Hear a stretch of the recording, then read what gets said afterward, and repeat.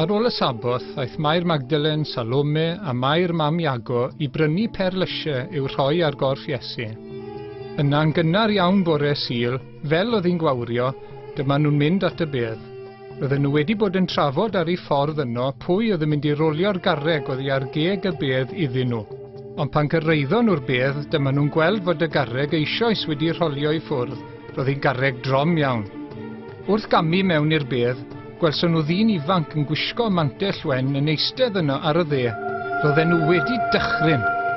Peidiwch dychryn, meddai wrthyn nhw, di chi'n edrych am Iesu o Nazareth gafodd ei groesholio. Mae wedi dod yn ôl yn fyw, dyw e ddim yma. Drychwch, dyma lle cafodd ei gorff ei roi orwedd.